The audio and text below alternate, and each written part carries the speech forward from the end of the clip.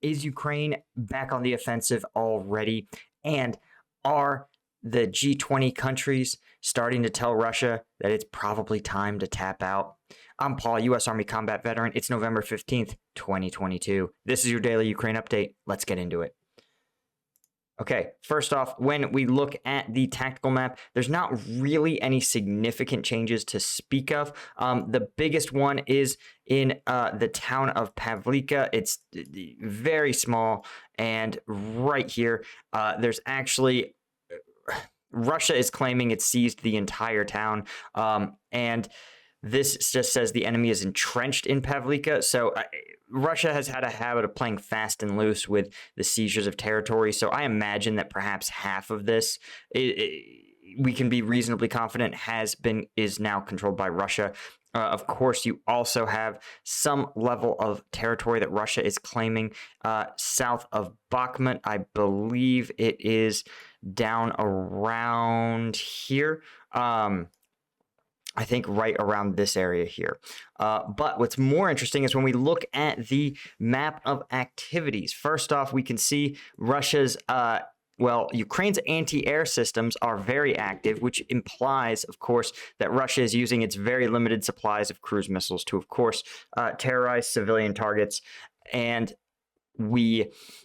this is probably a political statement in response to the G20 conference that we're going to be talking about here in a minute. But what's most interesting is that of all the combat we can see in the front lines, the only stuff that's reported is actually on the far side of the Antonovsky Bridge, that there's reports of gunfire going off around here. There's been a few other unconfirmed rumors of Ukrainian forces attempting crossings near other parts of the Dnipro, probably around some of these bridgeheads. Of course, if they want to conduct any sort of large-scale operations south of Kherson, it's going to have to be done. They're going to have to secure one of these two bridgeheads, or ideally both. And that's a kind of a tall order. But if you can do it, you can definitely start to push your forces into this area. And this is just good military tactics, right? Russia has shown its hand. It's shown that its forces are in a very weakened state. And Ukraine has said explicitly that they do not want to give Russia time to reconstitute its forces. President Zelensky himself has said there's going to be no Minsk III agreements that Russia will violate once it restores its military power. The Minsk Accords are agreements that were signed in order to end the fighting after the 2014 seizure of Crimea by Russia and the backing of separatists in the Donbas region. Of course, those agreements weren't worth the paper they were printed on. Russia violated them almost immediately.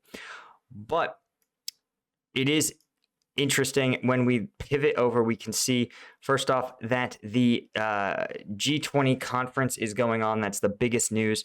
And it's a chance for a lot of countries to weigh in on the war and sort of can be a good bellwether of how strong international support is. And it's interesting for a couple of reasons. First, almost every country is saying that the war has to end. And this is an interesting shift in narrative, right? Countries agreed, of course, the entire time that war bad, but you haven't heard them talk about the end game. And now that Russia has admitted its military is in very bad shape, you're starting to see many countries' leaders acknowledge that there is some sort of end game at work, right? Rishi Sunak, UK PM, has said that Russia must get out of Ukraine and end this barbaric war, right? So again, he's saying the war needs to end, but he's recognizing Ukraine's conditions, which is the restoration of their territorial integrity. And you can see, of course, fascinatingly, different outlets are covering this differently, right?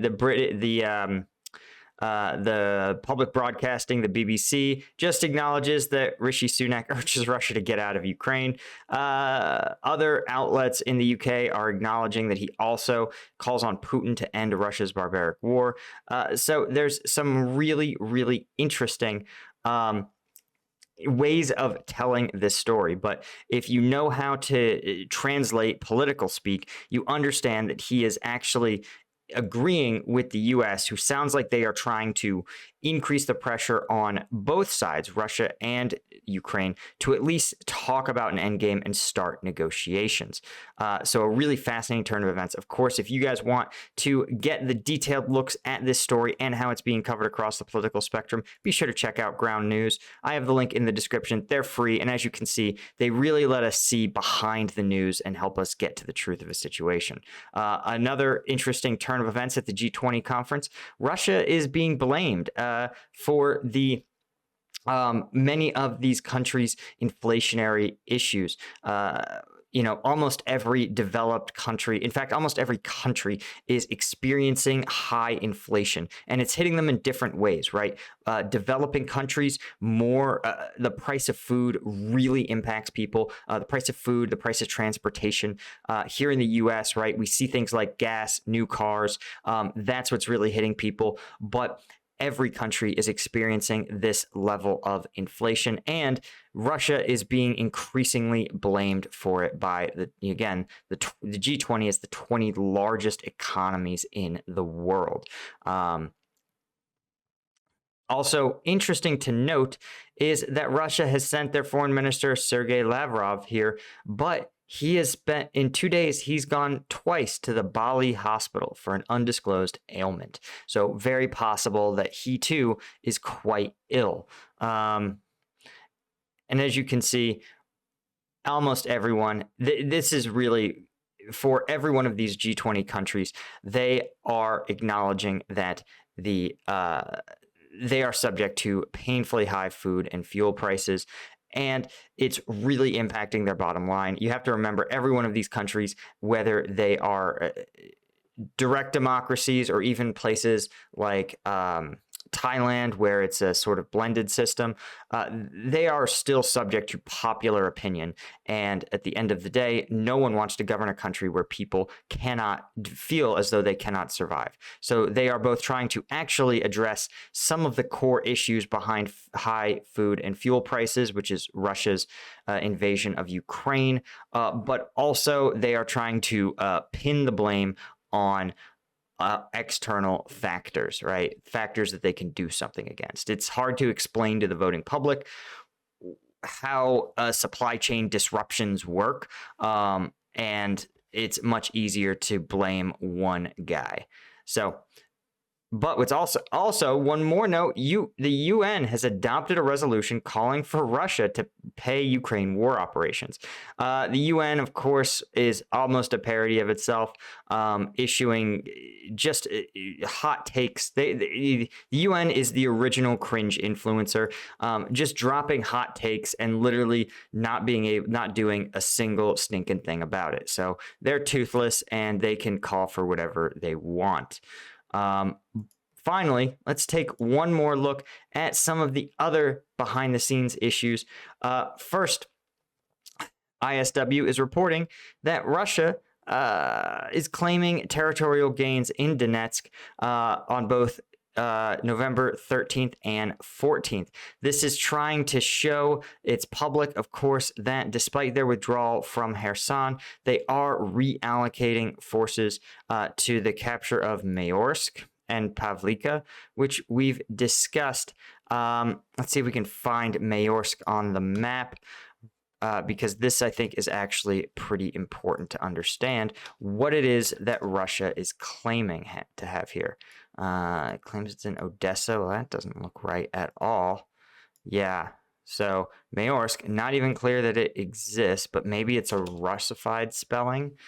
Mayorki, nope, not that either. Okay, well, there you go. Russia's claiming a town so small, so insignificant that it literally isn't even plotted on the map.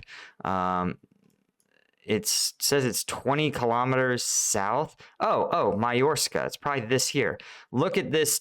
Okay, well, actually, it has a significant rail hub, but I don't really think this was ever a major hub of anything, simply because you can see the rail line just feeds along the line of contact through several of these small towns ending in Bakhmut. So I mean, it was controlled by Ukraine, but you can't really use it to send supplies. It's just too close to the front lines. But it is significant that they're able to take this railway hub, because they could destroy it and render the whole rail system ineffective. Mayorska, of course, is, other than that, just a few dozen buildings in a cluster. So this is a long way from the decisive victory that Russia is hoping to achieve by reallocating its forces away from Kherson. Still, they are trying to just, mostly I think this is targeted towards the Russian population, who the ultranationalists of whom are furious that Russia has withdrawn from Kherson Oblast. They take it as a personal insult that Zelensky is already touring around Kherson city with little concern about Russian strikes in the vicinity, which is true. Russian forces, Zelensky's out there doing visits literally feet away. If he's in downtown Kherson, he's literally potential as little as like a kilometer away from Russian forces. So that's very, very close.